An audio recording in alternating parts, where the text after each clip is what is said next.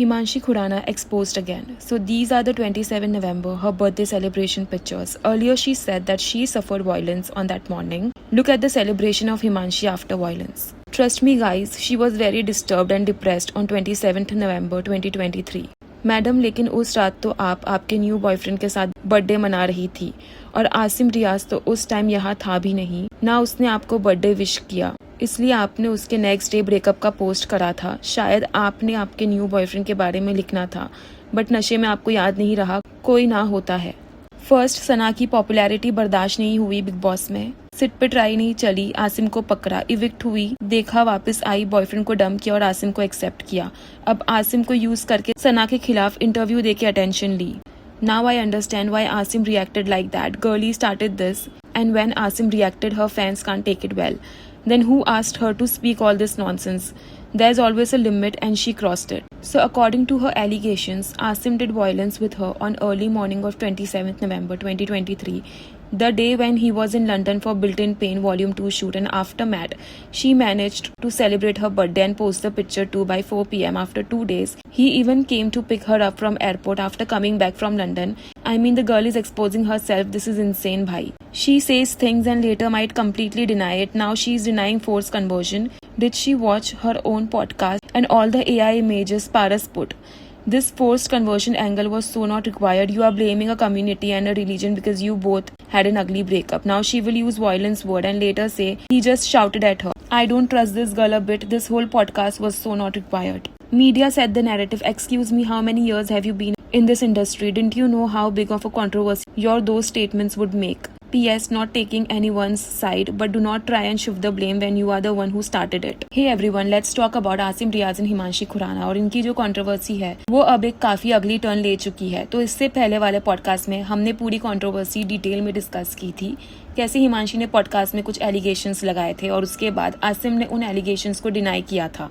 Denial के बाद आसिम ने एक्स पर एक पोस्ट भी शेयर की जिसमें उन्होंने हिमांशी को बेसिकली फेम डिगर कहा था।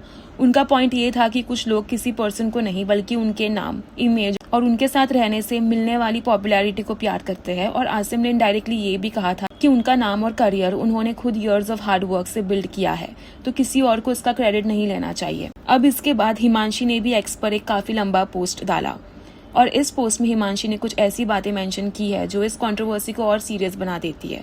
सबसे पहले हिमांशी ने क्लैरिफाई किया कि वो जब अपनी personal journey, big boss experience, spiritual journey या हेल्थ के बारे में पब्लिकली बात करती है तो उनका इंटेंशन किसी को टारगेट या डिसरिस्पेक्ट करना नहीं था।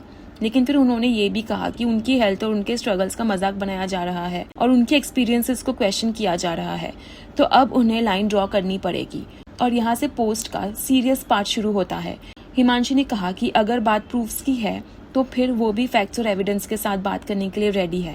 उन्होंने सीसीटीवी फुटेज और रिकॉर्डिंग्स का मेंशन किया और स्पेसिफिकली 27 नवंबर 2023 की अर्ली मॉर्निंग का रेफरेंस दिया। अब ये डेट बहुत ही इंपॉर्टेंट है, ये डेट को आप याद रखना। और सबसे इम्पोर्टेंट, उन्होंने कन्वर्जन रिलेटेड मैटर के सराउंडिंग इवेंट्स और द वायलेंस आई सफर्ड का भी मेंशन किया। अब यहाँ एक चीज बहुत क्लियरली समझना जरूरी है। हिमांशी ने पोस्ट में वायलेंस का मेंशन जरूर किया है, लेकिन उन्होंने ये स्पेसिफाई नहीं किया कि किस टाइप की वायलेंस हुई थी। इसलिए सोशल मीडिया पर जो स्पेकुलेशन चल रही है कि क्या फिजिकल वायलेंस की बात हो रही है, वो अभी सिर्फ स्पेकुलेशन है। पोस्ट में डायरेक्टली ये नहीं लिखा गया कि आसिम ने उनके ऊपर फिजिकली हाथ उठाया या कुछ, लेकिन ऑब्वियसली वायलेंस आई सफर्ड जैसे वर्ड्स यूज होने के बाद लोग क्वेश्चन रेज करेंगे ही कि एग्जैक्टली हुआ क्या। और इसी वजह से फैंस दो कैंप में डिवाइड हो चुकी है। जो लोग आसिम को सपोर्ट कर रहे हैं उनका कहना है कि पहले कन्वर्जन को लेकर डिस्कशन हुआ और अब हिमांशी ने क्लैरिफाई किया कि उन्होंने एक्चुअली फोर्सफुल कन्वर्जन नहीं कहा था। According to her, people and media ने वो नैरेटिव क्रिएट किया। तो आसिम के सपोर्टर्स का आर्ग्यूमेंट ये है कि अगर स्टेटमेंट्स का मीनिंग बार बार क्लैरिफाई या चेंज होता रहा तो अब वायलेंस वाले एलिगेशन को लेकर भी प्रॉपर एविडेंस सामने आना चाहिए। ऐसा आप किसी के ऊपर कोई भी एलिगेशन फेंकते नहीं फिर सकते। वहीं कुछ फैंस का ये भी कहना है कि दोनों को सिंपली एलिगेशंस और काउंटर एलिगेशंस करने के बजाय अपने रिसीट्स सामने रखने चाहिए। अगर सीसीटीवी फुटेज है, रिकॉर्डिंग्स है, मैसेजेस है या कोई और एविडेंस है तो वो सामने आए, बिकॉज उससे ऑडियंस को और भी ज्यादा क्लैरिटी मिलेगी कि आखिर हुआ क्या था, कॉन्टेक्स्ट और भी ज्यादा क्लियर हो जाएगा। अब हिमांशी के पोस्ट में एक डेट स्पेसिफिकली मेंशन की गई थी 27 नवंबर 2023 और जैसे ही ये डेट सामने आई सोशल मीडिया पर लोगों ने उस डेट की पुरानी पोस्ट और फोटोज को डिक करना स्टार्ट किया। 27 नवंबर को हिमांशी का बर्थडे था और उस वक्त हिमांशी ने अपनी सोशल मीडिया पर बर्थडे सेलिब्रेशंस की कुछ पिक्चर्स भी शेयर की थी, जहां वो काफी खुश नजर आ रही थी। जैसे उस दिन के बारे में हिमांशी बता रही है कि उस दिन उन्होंने क्या वायलेंस सफर किया, वैसे वो इमेजेस को देख के नहीं पता चल रहा कि ऐसा कुछ हुआ होगा। अब यहाँ एक और इंटरेस्टिंग पॉइंट भी सामने आता है। उस वक्त की रिपोर्ट्स और अवेलेबल टाइमलाइन के अकॉर्डिंग आसिम हिमांशी के बर्थडे पर इंडिया में प्रेजेंट ही नहीं थे। वो रिपोर्टेडली लंदन में अपने बिल्ट इन पेन वॉल्यूम 2 के सॉन्ग शूट के लिए गए हुए थे। हिमांशी ने खुद भी एक इंटरव्यू में इस बात का मेंशन किया था आसिम उनके बर्थडे पे प्रेजेंट नहीं हो पाए because of the shooting schedule. और यही चीज कंट्रोवर्सी में एक मेजर क्वेश्चन क्रिएट करता है, बिकॉज हिमांशी ने अपने लेटेस्ट पोस्ट में 27 नवंबर की अर्ली मॉर्निंग का रेफरेंस देते हुए द वायलेंस आई सफर्ड लिखा है। तो अगर उनके स्टेटमेंट को इसी डेट के कॉन्टेक्स्ट में देखा जाए तो नेचुरली ये क्वेश्चन उठता है कि एग्जैक्टली उस दिन हुआ क्या, क्योंकि इमेजेस में कुछ और दिख रहा है और जो क्लेम किया जा रहा है वो कुछ और है। अब सोशल मीडिया पर इसी टाइमलाइन को लेकर एक थियोरी भी सर्कुलेट होना स्टार्ट हो गई है। कुछ लोग 27 नवंबर की हिमांशी की एक पिक्चर को पॉइंट आउट कर रहे हैं जिसमें वो अपने क्लोज मेल फ्रेंड के साथ नजर आ रही थी, और क्योंकि 3 दिसंबर 2023 यानी रफली एक वीक लेटर आसिम और हिमांशी ने अपना ब्रेकअप की अनाउंसमेंट की थी। कुछ फैंस स्पेकुलेट कर रहे हैं कि क्या बर्थडे वाली पिक्चर के बाद दोनों के बीच में कोई आर्ग्यूमेंट हुई होगी, क्या उसी की वजह से इनका रिलेशनशिप एंड हुआ। लेकिन यहाँ एक चीज बहुत क्लियरली बोलनी जरूरी है, जो चीटिंग वाली थ्योरी सोशल मीडिया पर चल रही है उसका कोई वेरीफाइड प्रूफ नहीं है, और आज तक आसिम ने भी ऐसा कोई एलिगेशन नहीं डाला कि हिमांशी उन पर चीट कर रही थी। सो या सिर्फ किसी मेल फ्रेंड के साथ पिक्चर होने से ये कंक्लूड नहीं किया जा सकता कि वो चीटिंग कर रही होगी। लेकिन यहाँ पर जो चीज सबसे ज्यादा इंटरेस्टिंग है वो है एक्चुअल टाइमलाइन। 27 नवंबर हिमांशी का बर्थडे, उसी डेट की अर्ली मॉर्निंग को हिमांशी ने अपने लेटेस्ट पोस्ट में वायलेंस का भी रेफरेंस दिया है। अवेलेबल रिपोर्ट्स के अकॉर्डिंग आसिम लंदन में था, शूटिंग कर रहा था, और फिर दिसंबर 3 को इन दोनों ने ऑफिशियली अपना ब्रेकअप अनाउंस किया।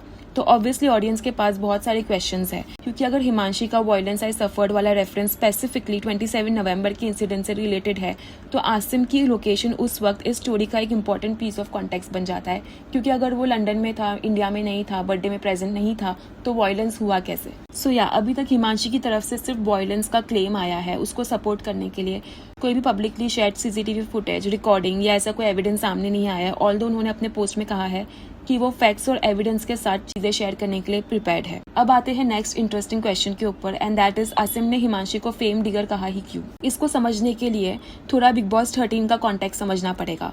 जब बिग बॉस 13 एयर हुआ था, शो के कुछ contestants instantly massive popularity gain कर रहे थे, स्पेशली शहनाज गिल, जो पंजाब एंटरटेनमेंट इंडस्ट्री में ऑलरेडी नोन थी, लेकिन बिग बॉस के अंदर उनकी पर्सनालिटी को ऑडियंस ने कम्प्लीटली डिफरेंट लेवल पर एक्सेप्ट किया। उन्हें शो के अंदर बहुत ज्यादा प्यार और एप्रिसिएशन मिला, और बिग बॉस के अंदर एक मैसिव नाम भी बन गया उनका। अब शहनाज और हिमांशी का बिग बॉस से पहले भी एक कंट्रोवर्शियल हिस्ट्री रहा है।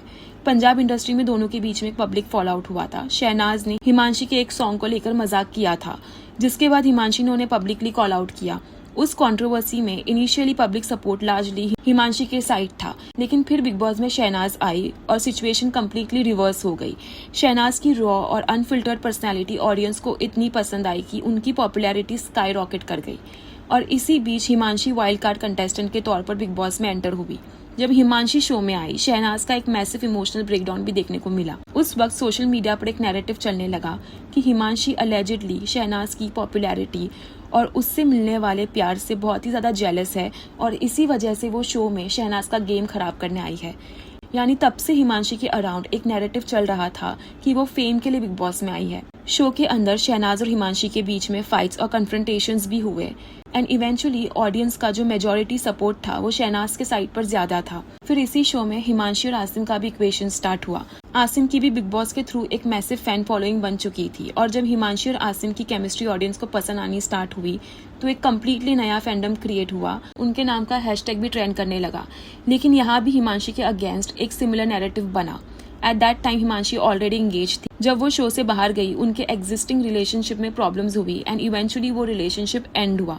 उसके बाद वो बिग बॉस में वापस आई, और आसिम के साथ उसने अपना इक्वेशन कंटिन्यू किया। और तब सोशल मीडिया पर कुछ लोगों ने ये नैरेटिव चलाया कि हिमांशी ने अपने बॉयफ्रेंड को आसिम की पॉपुलैरिटी देखने के बाद छोड़ा, आसिम के साथ रिलेशनशिप फेम के लिए स्टार्ट किया। अगेन ये पब्लिक नैरेटिव और स्पेकुलेशन था, इसका कोई भी कंफर्म्ड प्रूफ नहीं है।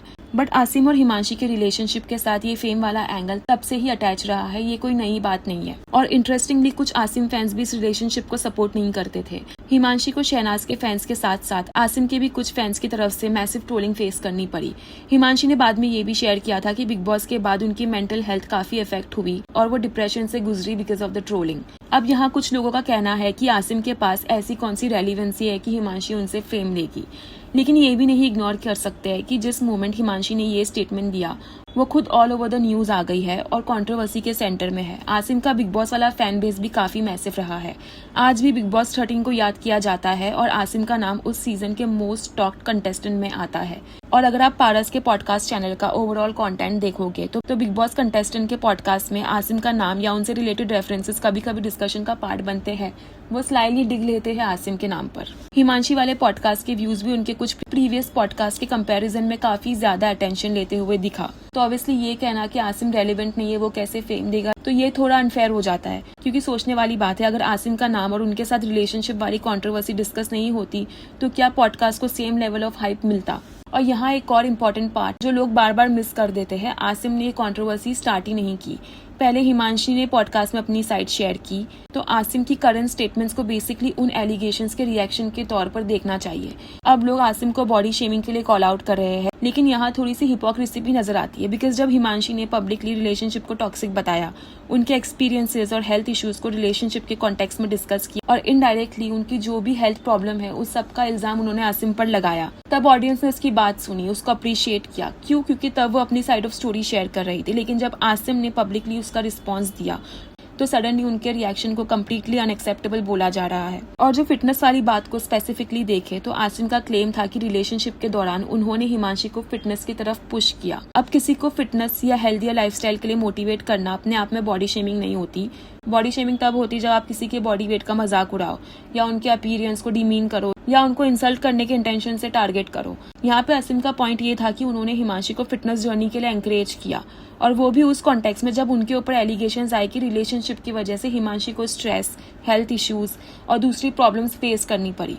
तो आसिम बेसिकली अपने डिफेंस में ये कह रहा था कि रिलेशनशिप के दौरान उनका इन्फ्लुएंस सिर्फ नेगेटिव नहीं था, बल्कि उन्होंने एलिजिडली उन्हें फिटनेस और बेटर लाइफस्टाइल के लिए भी पुश किया। तो एक रिलेशनशिप की सिर्फ नेगेटिव साइड देके किसी को जज करना भी सही नहीं है। उसने जो पॉजिटिव इन्फ्लुएंस किया होगा उसको भी डिस्कस करना चाहिए। अब कोई इस क्लेम को अग्री करे या डिसअग्री करे, बट फिटनेस के लिए किसी को मोटिवेट करना बाय इटसेल्फ बॉडी शेमिंग तो नहीं होता। हाँ, आसिम की पोस्ट में उसने जो पारस के लिए कहा वो बॉडी शेमिंग में इंक्लूड हो सकती है कि वो जो कमेंट था वो पिग वाला, वो अननेसेसरी था। तो ओवरऑल यहाँ सिचुएशन बेसिकली एक पॉइंट काउंटर पॉइंट में बदल चुकी है। हिमांशी ने अपना एक्सपीरियंस शेयर किया, आसिम ने उसका रिस्पॉन्स दिया। फिर हिमांशी ने रिसीट्स और एविडेंस की बात की। आसिम ने भी कहा कि उनके पास स्क्रीनशॉट से Himanshi wanted to get back in the relationship और वो प्रूफ्स दिखाएंगे। अब यहाँ ऑडियंस दोनों साइड से प्रूफ मांग रही है कि प्रूफ दिखाओ और क्लैरिटी दो कि कौन सही है और कौन गलत है। आपको क्या लगता है इस पूरे मैटर में कौन सही है कौन गलत है? प्लीज अपनी राय कमेंट सेक्शन में जरूर शेयर करना। मिलेंगे बहुत ही जल्द ऐसी अगली पॉडकास्ट में। See you in the next. Bye.